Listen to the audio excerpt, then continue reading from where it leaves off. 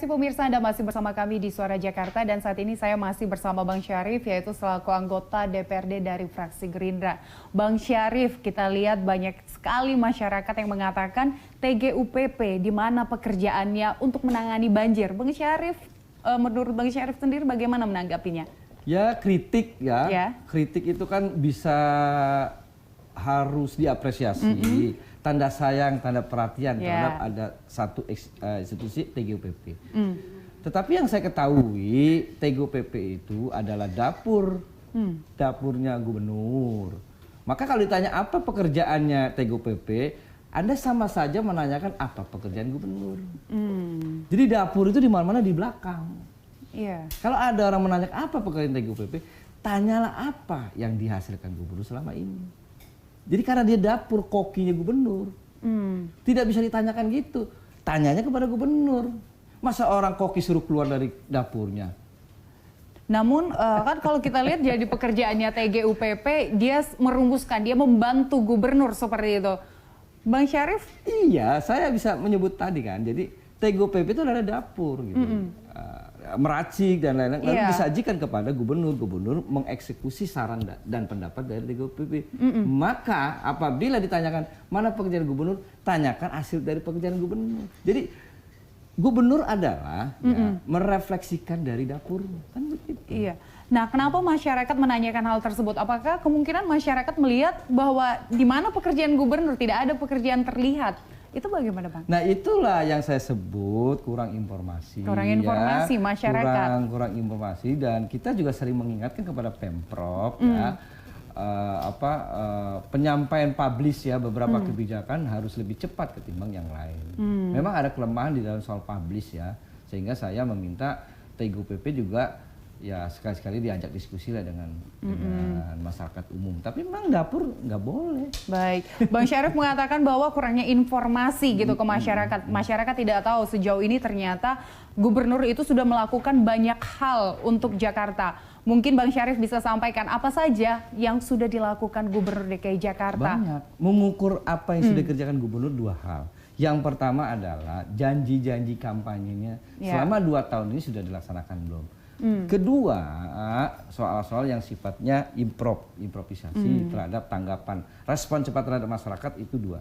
Nah, catatan saya, apa yang dijanjikan gubernur sudah tercapai. Apa? Contohnya? DP rupiah, jalan. Otrip yang diganti dengan Jaklingko, ya. Jaklingko, daya tampung Jaklingko makin meningkat. Apalagi kewirausahaan. Dulu OKOC diganti PKT, itu luar biasa peningkatannya. Lalu untuk banjir sendiri, apa yang sudah dilakukan sejauh ini, Abang lihat? Banjir kan tadi saya katakan sangat kompleks dan rumit. Ada 2 pendekatan. Pak Gubernur melanjutkan yang sudah ada, dan membuat program baru menurut kajian, kajian atau kebijakan guru dilaksanakan yang baru. Yang sudah ada dilanjutkan seperti pembelian waduk. Itu kan pendidikan gubernur yang lama. Pembelian waduk fluid, waduk Rio-Rio, ya kan. Kemudian perbaikan drainase itu melanjutkan. Nah, yang baru memang masyarakat menunggu soal naturalisasi. Nah, naturalisasi ini sendiri bagaimana Bang melihat? Sedang berjalan. Sejauh ini sudah berapa persen? Saya melihat baru di sekali sunter ya, dan itu perlu ada percepatan ya. Sedang berjalan naturalisasi. Nah, yang normalisasi urusan 13 sungai juga harus tahu bahwa itu menjadi otoritas pemerintah pusat. 13 sungai. Saya cerita dikit ya. Kalau ada alat berat beko taruh di Sungai Ciliwung, tulisan bekonya milik Pemda. Hati-hati. Kenapa? Hati-hati. Diduga melanggar hukum, bisa ditangkap. Karena apa? Ada beko masuk ke wilayah sungai yang milik pemerintah pusat, kan ditanya bekonya siapa, beko buat apa, bangunnya pakai, nggak boleh. Nggak boleh ada double budget di urusan 13 sungai. Itu yang merepotkan kita. Jadi yang dikerjakan oleh Pak Gubernur tadi akhirnya melanjutkan yang sudah ada, memperbaiki drainase, dan sekarang sedang mengusahakan gagasan tentang naturalisasi. Sempat dikatakan bahwa normalisasi sebelumnya yang ditinggalkan oleh mantan gubernur yang sebelumnya itu cukup berhasil. Itu sebenarnya pertimbangan kenapa tidak dilanjutkan Ya, normalisasi. orang. Tapi menggusur orang dari pinggiran sungai? Ya itu menggusur itu tidak tidak segampang itu. Persoalan payung hukum, ya kan? Ada permintaan warga untuk ganti untung, bukan ganti rugi lagi. Ganti untung. Ganti untung. Dan sekarang ada peraturan terbaru memang. Jadi menggusur orang itu. Ya kalau pengen menggusur gampang, Gubernur Anies tinggal gusur dengan kekuatan tambahan ya. Tapi Pak Anies sepertinya meyakini bahwa tidak dengan cara itu pun bisa. Tapi mereka berada di pinggiran sungai, Pak, yang kemungkinan saat ini kita lihat kan banjir di mana-mana, mereka juga berdampak. Dan mereka bahkan tetap minta ganti rugi gitu ke Pak Anies. Itu bagaimana Kan pertimbangannya? mereka tinggalnya sudah puluhan tahun. Kecuali tinggalnya di bawah 5 tahun masih bisa ditoleransi menggusur paksa ya. Tapi kalau mereka tinggalnya sudah lebih dari 30, 45, bahkan ada yang 60 tahun. Masa main gusur itu yang tidak dikehendaki Pak Anies. Baik. Ada modal sosial, ada akar sosial yang cabut kalau dipaksa digusur. Itu yang tidak ingin dilakukan Pak Anies. Kalau normalisasi dengan cara-cara yang menurut saya tahun ini, mudah-mudahan saya sudah koordinasi dengan SDA, itu ada perundingan, perundingan dengan masyarakat pemukiman Bantar Kali, harga negosiasi, kemudian disiapkan penampungannya di mana pemukimannya, nggak dipaksa dengan cara kekerasan. Itu yang dikehendaki Pak Anies. Masyarakat sejauh ini setelah dikatakan seperti itu ada pernyataan nanti akan disediakan tempat, diberitahukan berapa akan diganti, itu respon masyarakat sejauh ini? Saya dalam waktu dekat ada 4 kelurahan yang akan dibebaskan. Permintaan Menteri Babasuki ya dari Menteri PUPR bahwa ada bagian normalisasi yang terhenti gara-gara pembebasan tahun ini insya Allah selesai. Jadi perlu waktu. Ini karena ini kan manusia, ya perlu waktu pendekatannya. Kalau main gusur nanti diteriakin sama Komnas HAM. Pak Anies nggak pengen itu. Baik. PR kita itu adalah mereview peraturan daerah tentang rencana detail tata ruang RDTR yang akan menggambarkan di mana bangunan itu layak dibangun, di mana yang tidak layak. Itu akan kita revisi.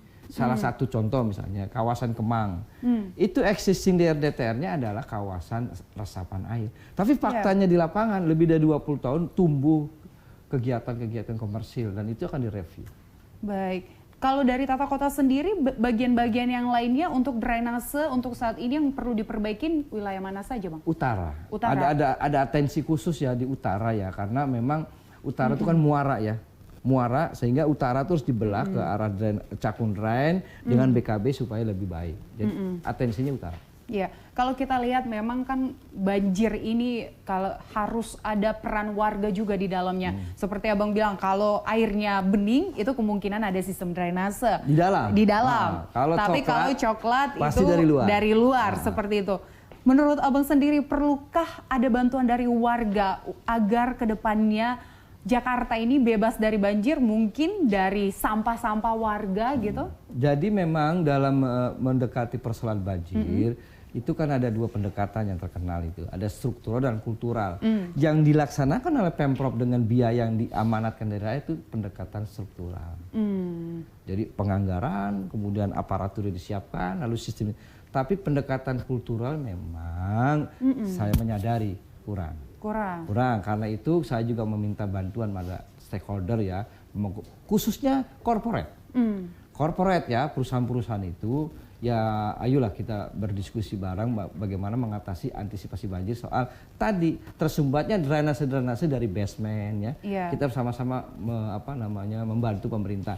Kedua soal sampah. Akhirnya kultural lagi nih.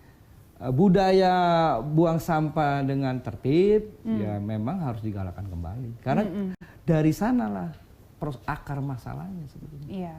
Jadi walaupun drainase diperbaiki, waduk diperbaiki, pengurukan maksimal, tapi buang sampah.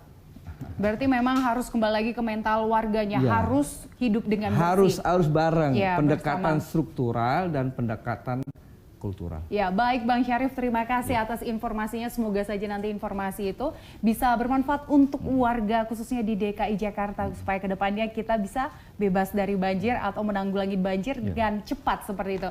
Dan pemirsa, demikianlah perbincangan kami di Suara Jakarta dengan Bang Syarif selaku anggota DPRD dari fraksi Gerindra. Terima kasih Bang Syarif.